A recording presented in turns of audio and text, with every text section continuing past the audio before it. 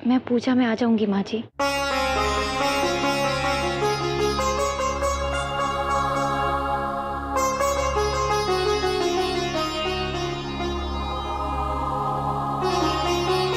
सच छोटी बहू? ठीक है, मैं तुम्हारे लिए वस्त्र और गहने भिजवाती हूँ पूजा में पहनने के लिए।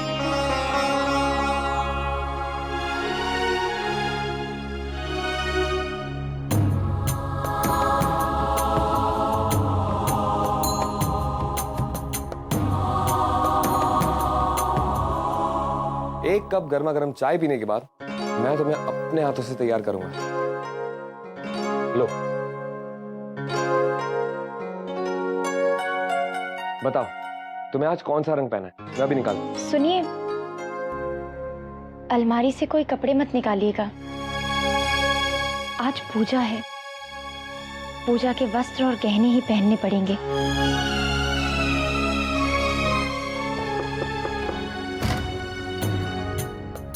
माँ जी ने गहने और कपड़े छोटी बहू के लिए भिजवाए हैं।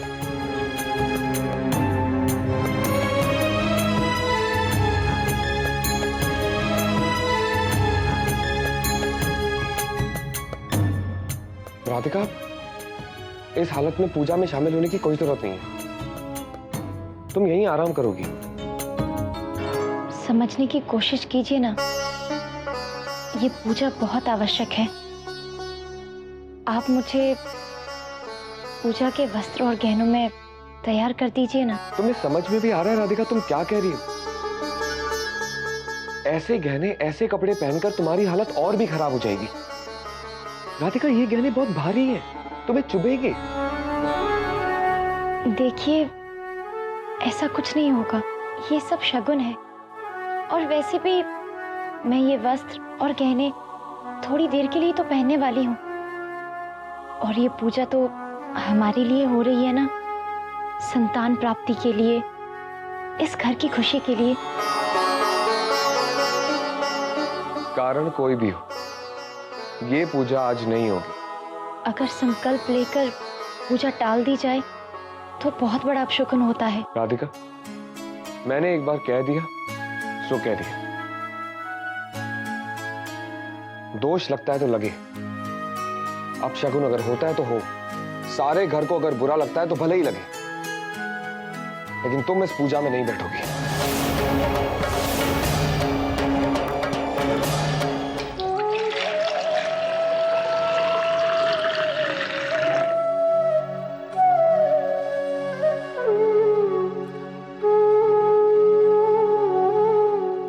गौरिया जी, अम्मा जी। लल्ला कहाँ है? जी, ये मंदिर गए हैं।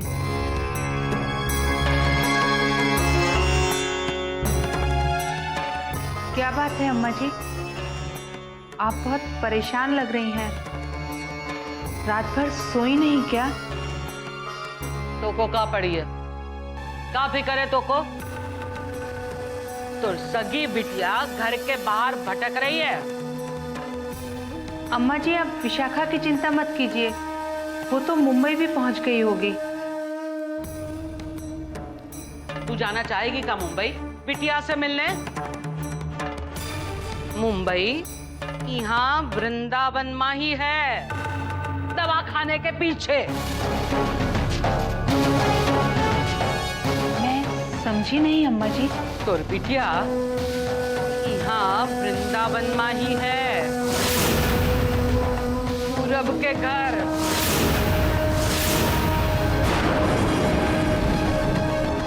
हे भगवान, ये आप क्या कह रही हैं अम्मा जी? मेरी बिटिया एक पराये मर्द के साथ है। ले काहे नहीं आती उसको अपने घर? नहीं अम्मा जी, मैं उनकी इच्छा के विरुद्ध कुछ नहीं कर सकती, कुछ भी नहीं कर सकती। ये सब तोरा करा धराया ही है।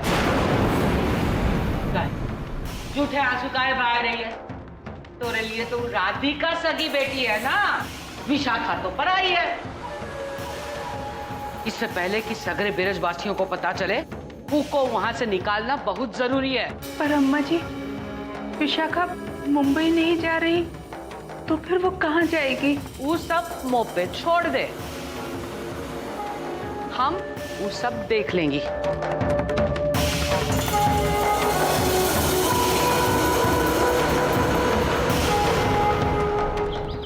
ओम बृहस्पतये नमः। अहम बृहस्पतये स्थापनार्थम समर्पयामि।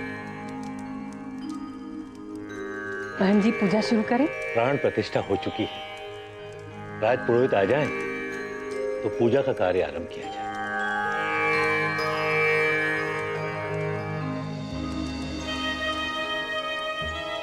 बहू, ये सब क्या हो रहा है?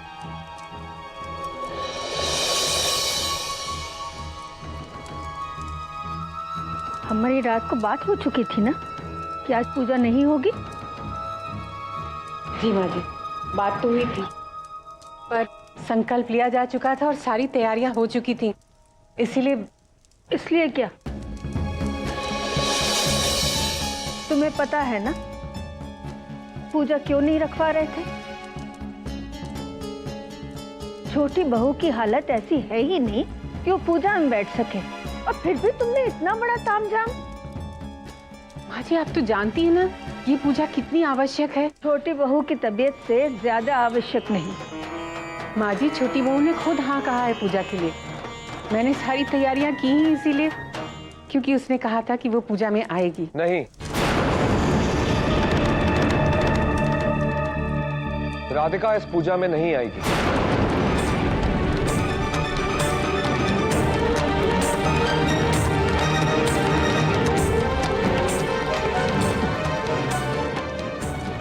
देव, ये क्या कह रहा है तू? सही कह रहा हूं मैं, राधिका इस पूजा में नहीं आएगी। माँ वो इस हालत में नहीं है कि वो इस पूजा में शामिल हो सके। माँ वो गहने, वो वस्त्रों से चुभेंगे, उसे दर्द होगा, और मैं वो होने नहीं दूंगा।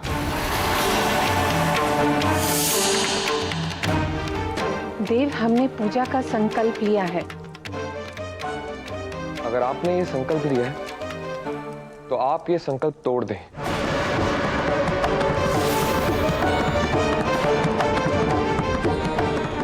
क्योंकि कल राधिका की हालत देखने के बाद मां, मैं ऐसा कोई काम नहीं करना चाहता जिससे राधिका को तकलीफ हो।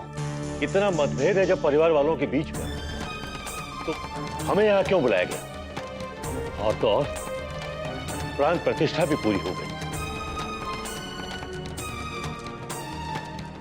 इस पूजा को रोकने के क्या परिणाम हो सकते हैं, ये सोचा है आपने? बृहस्पति की पूजा क्यों की जाती है? संतान प्राप्ति के लिए। जानते हैं ना आप, विपरीत परिस्थितियां उत्पन्न हो गई तो कौन उत्तरदायी होगा? देव, मैं जानती हूँ बेटा, लेकिन प्राण प्रतिष्ठा भी हो गई है, इसलिए मेरे ख्याल से पूजा होने देना चाहिए। ठीक है दादी, अगर आप ऐसा ही चाहती हैं तो पूजा मत रोकिए, लेकिन इस पूजा में मैं अकेला ही बैठूंगा।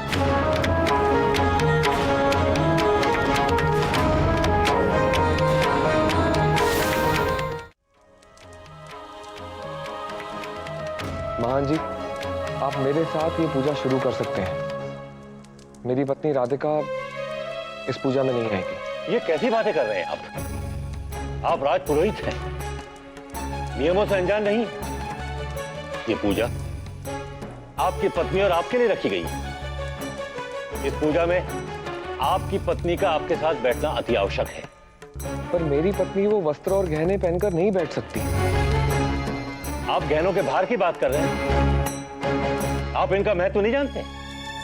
इन गहनों को मंत्रों से पवित्र किया गया है और ये आभूषण नहीं, बृहस्पति का वरदान है। और एक प्रथा रही है कि राज पुरोहिताइन बृहस्पति पूजा में इन गहनों को पहनकर ही बैठती। हाँ मान जी, आपका कहना उचित है, लेकिन अब हम अच्छी खासी जली हुई बहू को और तकलीफ नहीं दे सकते ना। बहुत परेशान है बेचारी, बहुत लाचार है। मेरा हृदय पत्थर का नहीं है सुशील बाबू। इस पूजा के खंडित होने के क्या परिणाम हो सकते हैं, यह मैं आप सबके समक्ष रखना चाहता हूं। सीधी सी बात यह है कि अगर पूजा खंडित हुई तो इस घर को उत्तराधिकारी नहीं मिलेगा।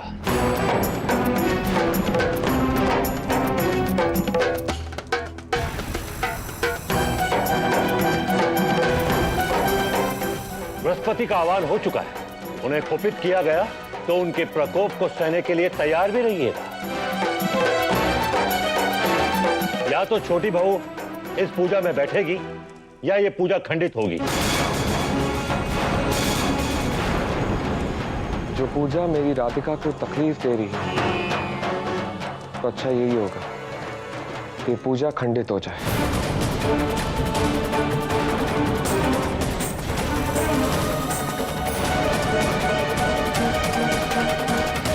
मेरी राधिका को कष्ट देकर मैं किसी देवता को खुश नहीं करना चाहता। मुझे आपकी बात सुनकर बहुत दुख पहुंचा है देव बाबू। आप राजपुरोहित की तरह नहीं, एक पति की तरह बात कर रहे हैं। जो दूसरों को नियम सिखाए और खुद ही नियम तोड़ दे, तो समझिए कि राजपुरोहित का धर्म टूट गया।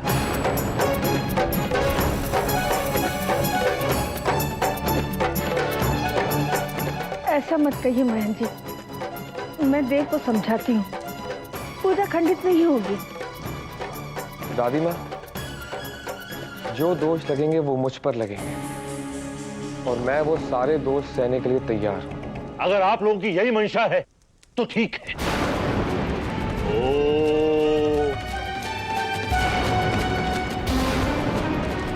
रुक जाइए महन जी।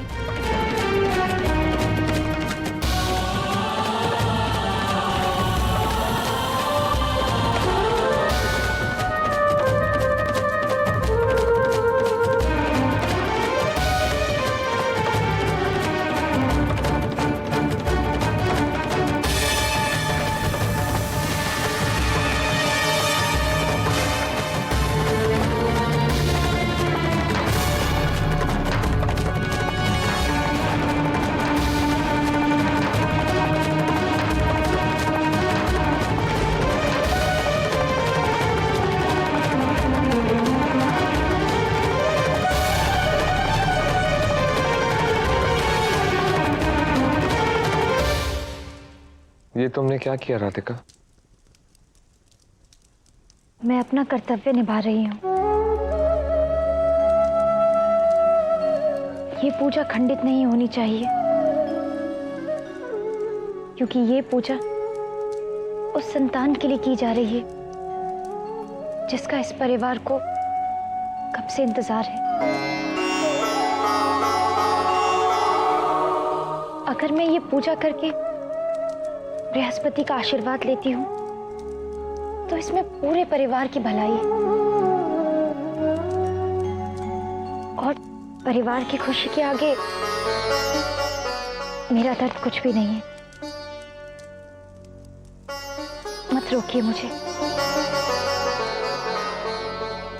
मैं आपसे विनती करती हूँ।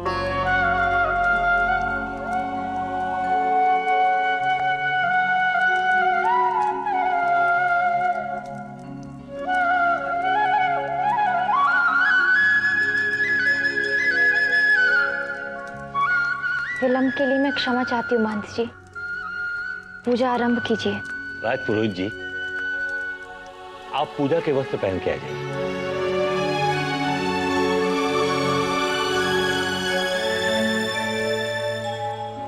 ओम बृहस्पतये नमः। गुरुर्ब्रह्मा गुरु विष्णु गुरुदेवो महेश्वर। हेलो विक्रम। हेलो विक्रम, विक्रम तुम कहाँ हो? तुम जानते हो मैं कितना परेशान हूँ, कब से तुम्हारी राह देख रही हूँ मैं। विक्रम, मैं कितना अकेला महसूस कर रही हूँ। तुम जानते हो मैं कितना डर गई थी, लेकिन तुम्हें मेरी फिक्र नहीं है। अरे फिक्र है विशाखा, मैं तभी तो वृंदावन आया था। क्या? हाँ, मैं वृंदावन आया था।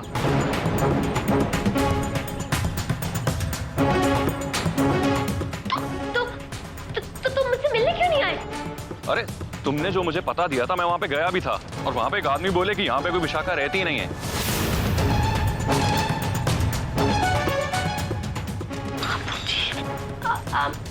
आई एम सॉरी विक्रम, पर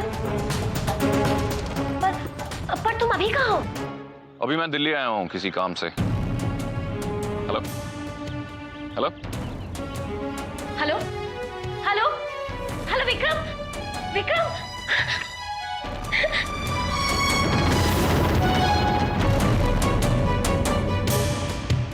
मुझे दिल्ली जाना होगा। हाँ, मैं भी दिल्ली जाऊंगी।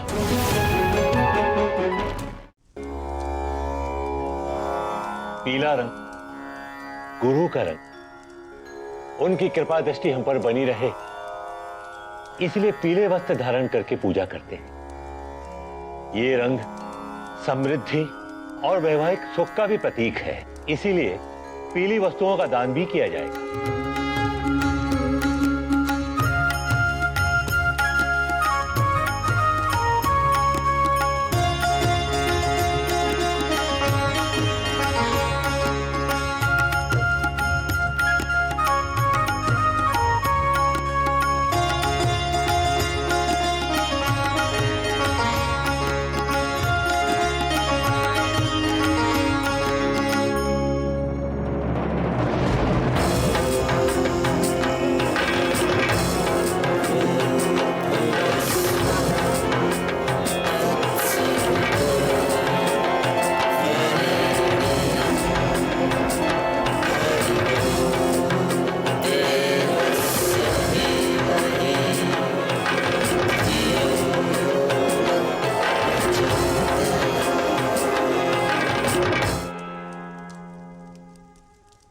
मां जी, पूजा संपन्न हुई।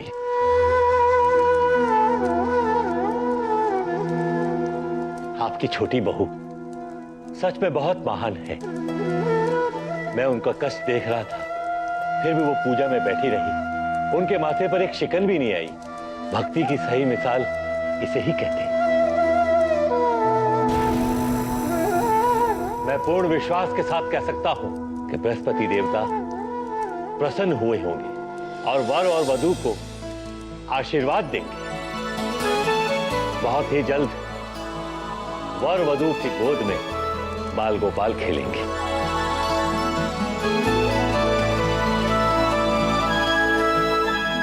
आपकी छोटी बहू की लगन देखकर मुझे ऐसा लग रहा है कि 33 कोटि देवता इन दोनों को संपूर्ण वैवाहिक जीवन का आशीर्वाद अवश्य देंगे। श्री बृहस्पति भगवान की जय।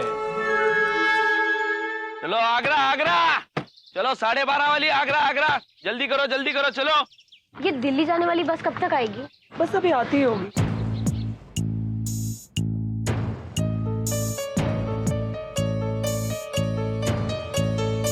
शाका, चलो बस छूटने वाली है, जल्दी जल्दी विशाखा। जल्दी। बिटिया, अम्मा,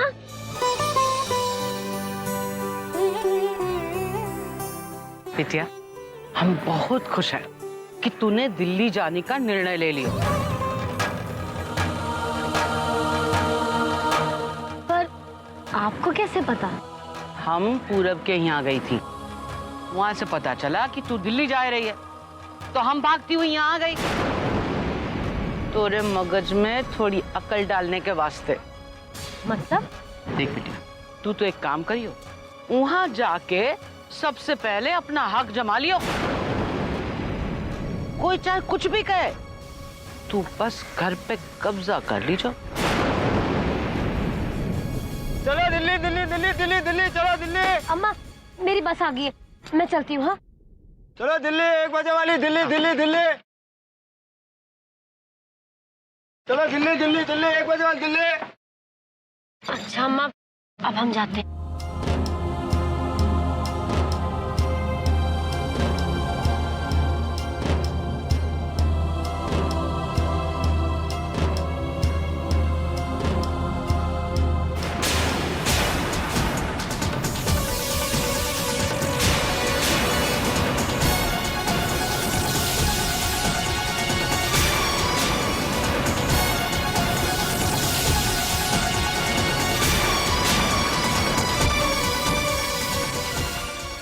विशाखा कब आयो?